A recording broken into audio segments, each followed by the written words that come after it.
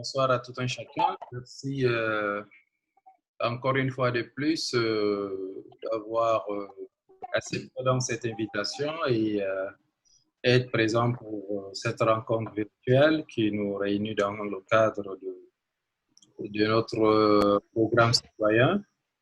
Et aujourd'hui, nous allons traiter donc le sujet concernant donc la responsabilité étatique dans le droit, les droits fondamentaux des citoyens. Et nous avons à l'antenne Rochelle Rustinga du Congo, qui est l'un des modérateurs. C'est un jeune leader et président de club des étudiants congolais ici au Maroc. Nous avons Jennifer, qui est une jeune très active, qui est dans le droit public. Et elle est en même temps la secrétaire générale de l'organisation. Donc voilà, je remercie particulièrement les conférenciers, Dr Frédéric, Maître Eric, Dr Hafizou, Ali Savané qui est en cours de connexion aussi, et Maxime Abba. Nous vous remercions sincèrement de cette disponibilité et cette opportunité que vous nous donnez à pouvoir donc nous éclaircir et voilà, permettre aux jeunes étudiants en droit et d'autres d'apprendre quelque chose de leurs droits fondamentaux. Rochelle, je te passe l'antenne avec Jennifer. Je reste à l'écoute dès que vous avez besoin de moi. Je commence mon travail. De régisseur. Merci beaucoup, Youssouf. Merci beaucoup. Donc, très rapidement, nous allons entrer dans la phase principale de notre table ronde, qui est donc la phase de questions à nos intervenants.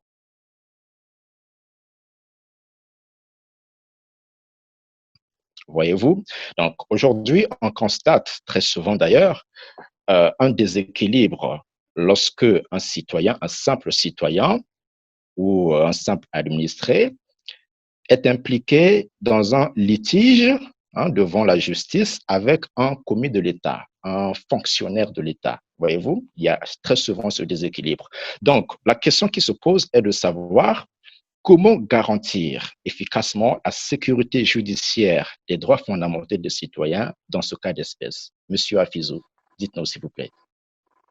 Voilà, merci bien. Je suis heureux d'être parmi vous aujourd'hui pour discuter un peu de la question de sécurité judiciaire. Et quand on parle également de sécurité judiciaire, on parle également de la sécurité juridique, parce que je crois qu'il y a aussi une complémentarité entre la sécurité judiciaire et la sécurité juridique. Dans tes propos préliminaires, tu as parlé tout à l'heure pour qu'on puisse être dans un état dans un état de droit, il faudrait quand même observer certaines choses. Il faudrait qu'on puisse voir que les droits des citoyens sont respectés en fait dans cet état. C'est la même chose lorsque on veut être dans un état de droit. La première des choses, c'est de regarder aussi est-ce qu'il y a une séparation en fait de pouvoir. Et je crois que c'est ce que Montesquieu a dit dans l'esprit de loi. Il faudrait qu'il y ait une séparation de pouvoir entre le pouvoir exécutif, le pouvoir législatif et le pouvoir judiciaire. Et je crois que si on veut être, par exemple, dans un État démocratique, il faut déjà observer cela. Mais malheureusement, lorsque nous regardons dans ces États, dans les États africains, et en réalité, dans les constitutions, si on prend les différentes constitutions qui, la plupart du temps, sont des constitutions à l'image de la constitution de 1958 de la France, nous avons également les mêmes dispositions. C'est les papiers, bien évidemment. Mais lorsqu'on regarde dans la pratique, on voit souvent une certaine immixtion de certains pouvoirs vers d'autres pouvoirs. Alors que pour la constitution du Mali, que je connais très bien, donc il est interdit en ce qu'il puisse avoir une immixtion, par exemple, du pouvoir exécutif vers le pouvoir judiciaire. Parce que c'est ce que nous remarquons la plupart du temps, parce que c'est ce qui permet également de pouvoir protéger les citoyens.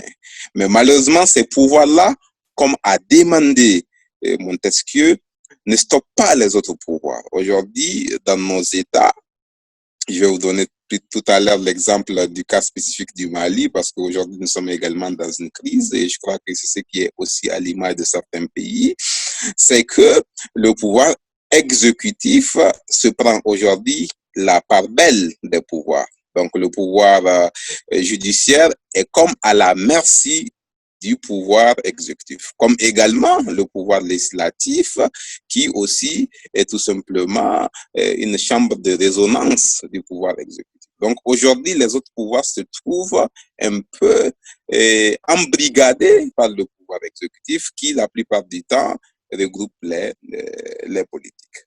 Qu'est-ce qui se passe? Lorsque, par exemple, parce que le pouvoir exécutif, c'est bon, le président de la République avec le gouvernement, et le gouvernement qui descend jusqu'à ce qu'on peut appeler les commis de l'État. Qu'est-ce qui se passe? Ce qui se passe, c'est que lorsque les commis de l'État sont devant, par exemple, une situation judiciaire face à un simple citoyen, c'est qu'ils profitent de leur position. Ils profitent de leur position pour se faire droit.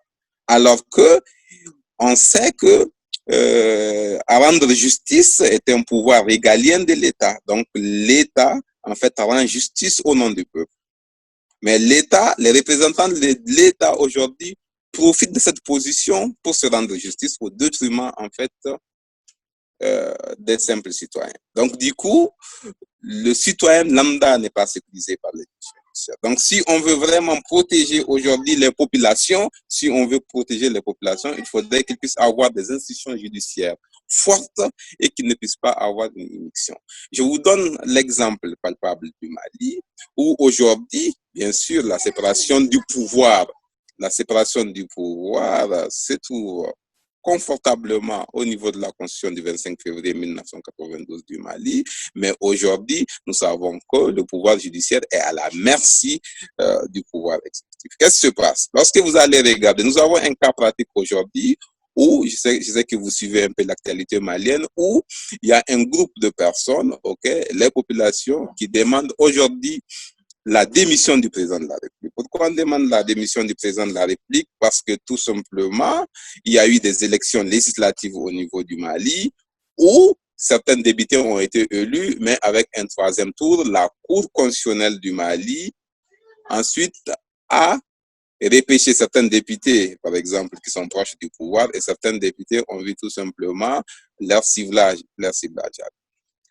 Nous remarquons dans les faits que les institutions judiciaires, aujourd'hui, ne sont pas justes, ne sont pas bien protégées.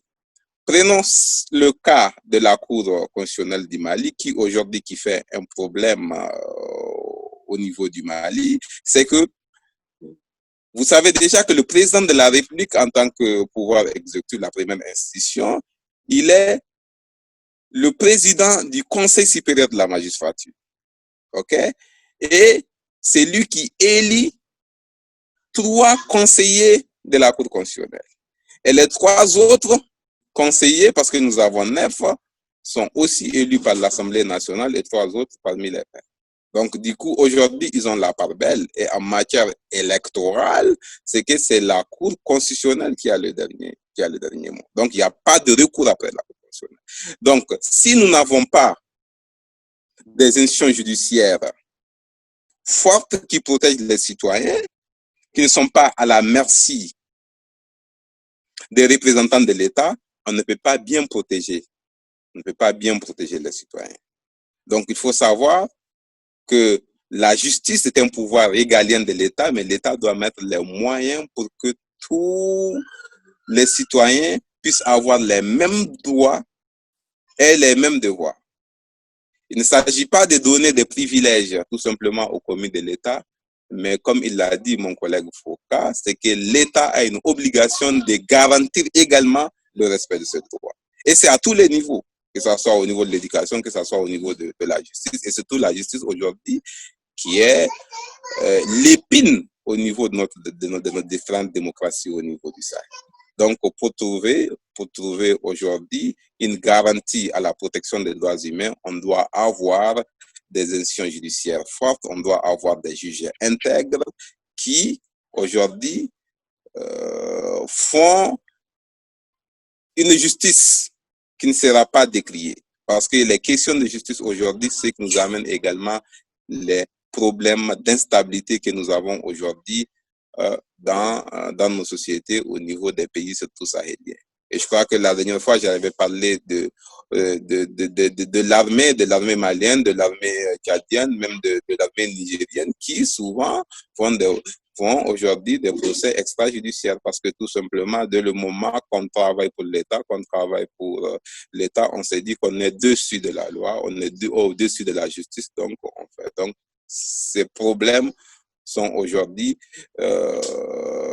des épines que nous avons dans nos systèmes démocratiques, dans nos systèmes judiciaires, qui entachent aujourd'hui notre démocratie et qui entachent également la bonne distribution de la justice. Donc, en gros, pour une bonne justice, il faut avoir également des institutions judiciaires fortes qui permettent de protéger les citoyens. Donc, en intro, c'est ce que je pourrais partager avec vous et je pourrais, dans une seconde phase, revenir un peu sur des questions spécifiques par rapport à la sécurité juridique au niveau de nos pays. Merci.